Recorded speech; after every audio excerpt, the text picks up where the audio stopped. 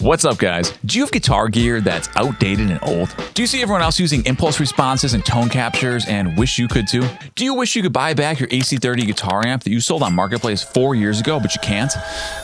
Sorry, I don't know why I said that. Well, now you can. Not the amp part, but the IR part. You can now run IRs and tone captures with your old gear using this. This is a Tonex One, and let's check it out.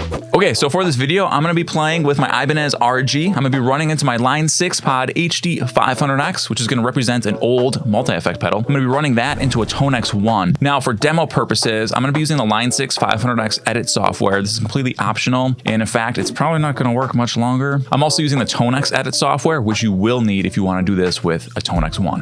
On my 500X, I'm gonna load up a Mesa Boogie dual rectifier amp model. It's called Tread Plate, and it sounds like this.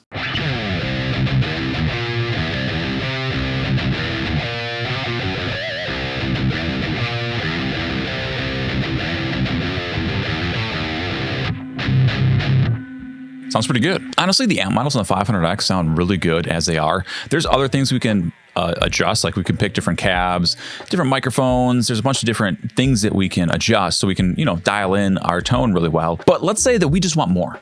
Is there a way that we can take our old gear and integrate it with new technology? Yes, and I'm going to show you 3 ways that you can integrate Tonex with your old multi-effects to greatly enhance your tonal possibilities. The first option is to use your old multi-effect with a tone model on Tonex. To do that, we just want to disable any amp and cabinet models on our multi-effect. So I'm just going to do that here. So now I don't have any amp models. I just have a totally dry tone. And of course, I could add any other effects into my chain if I wanted. And then we can just come into the tone model section within Tonex, and we can just scroll through and audition different tone models until we find something that we like.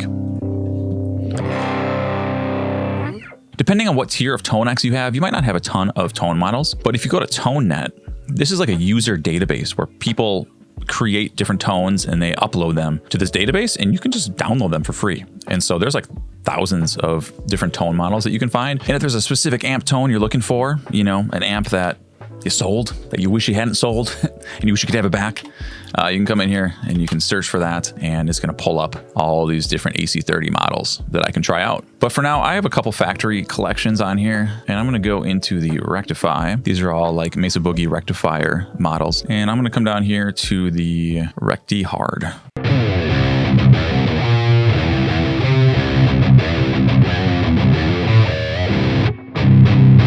I could, of course, come in here and I could tweak out these different settings in here. If I want more options, I come up to advanced, get more EQing options, so we could dial in the tone model how we want it. I mean, if you're going to use Tonex as a VST, you kind of just leave it like this and throw it on your audio track. But if you actually want to gig with this, what you do is plug in your Tonex to your computer, save this as a preset. And then what I would do is I would go into the librarian and I would pull that preset and throw it onto my Tonex One. And then ideally, you'll run your Tonex One in an effects loop. So on my 500X, I would run it in the effects loop. If you don't have an effects loop available, that's okay. Just run it after your multi-effect or wherever in the signal chain that it makes the most sense. So in this example, we use an entire tone model from Tonex to replace our amp on our multi-effect. But we can take this a step further, and we could use just an amp model on our multi-effect, and then we could use a speaker cab model in Tonex, and we kind of blend the two. So this is how this would look. So if I go back into my 500X, I'm going to enable my amp model, and now I'm going to come to cab, and I'm just going to say no cab. So this is only going to work if your device lets you separate the cabinet from the amp. So in this case, I disabled the cab, and then I'm going to come into Tonex. I'm going to come into my tone model, and what I'm going to do is up here in the signal chain, I'm going to disable the amp.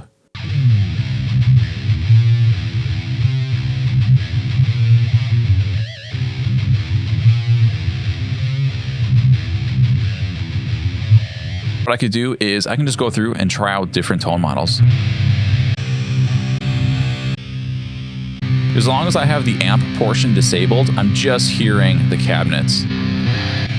So what's going on now is I have just the head portion of the amp is coming from my multi-effect, and then the speaker cabinet portion is coming from Tonex. Why is this useful? I don't know. I don't know if this actually is useful, but I feel like there's something here, and so I'm just rolling with it. because in today's age of impulse responses and captures and tone models and all this, I think it's a good skill to be able to take old hardware and be able to blend it and integrate it with some of this newer technology. Now for the second option, we're going to take a look at a really powerful tool within Tonex. So if we come up here to where it says cab, click the drop down, we have three options. Let's select VIR and it brings up this window here. Now, what is going on here? This is volumetric impulse response. Basically, this is going to give us parameters that we can tweak so we can create a custom IR. So as I understand it, the way they made this is they took hundreds of impulse responses of different speakers and microphones and different distances from the speaker. They loaded it all into the back end here. So as we change parameters, we're actually pulling up different combinations of IRs and, so we can make our own. So the first option is this drop down, and this lets us choose what cabinet we want. And so you're going to see a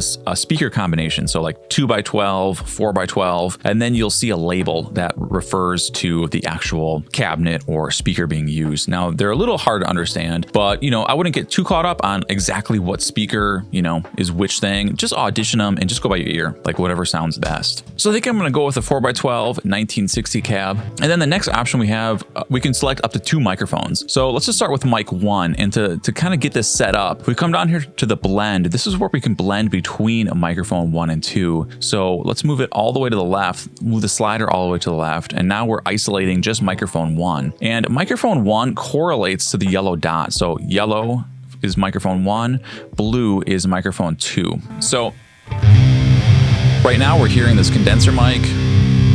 We can do a dynamic mic or a ribbon mic.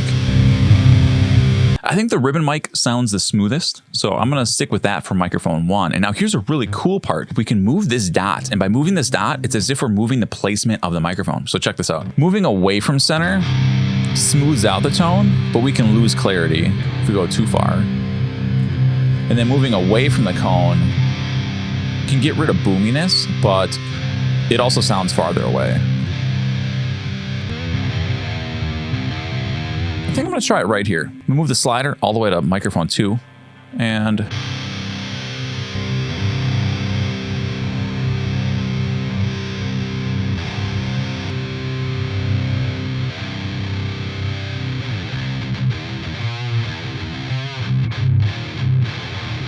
I think something like that sounds pretty good. I got to be honest with you guys.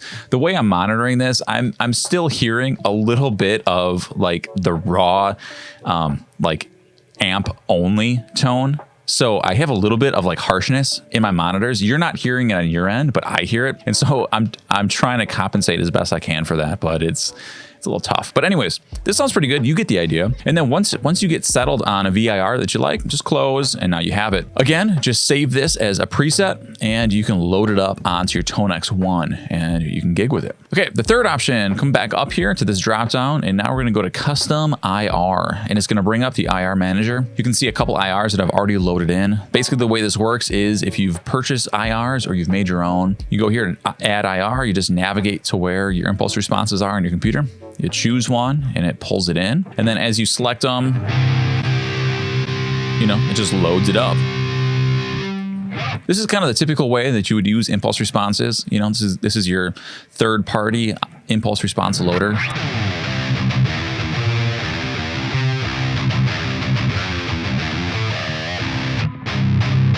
And just to remind you what's going on here is my guitar is going into my pedal board, my 500X. It's going through just the amp portion of the amp model. And then it's going into my computer, into Tonex. And then Tonex is adding on this impulse response of a particular cabinet. This is a Ownhammer impulse response. I'm not sure exactly what, speaker or cabinet it is. It's part of their low tuned pack. Nothing I talk about in this video is sponsored. And I don't even necessarily recommend that you buy this particular impulse response pack. You can certainly go online and do your own research on what's good for you, but this is the process of how you would load an impulse response with Tonex. Guys, let me know in the comments below if you think that this video is useful or if you think you should just buy a Podgo and be done with the whole thing. I spent like a whole day prepping for this, so I hope that there was some value in it. Anyways, I'm gonna search for AC30s on Marketplace. I'll see you in the next video. Later.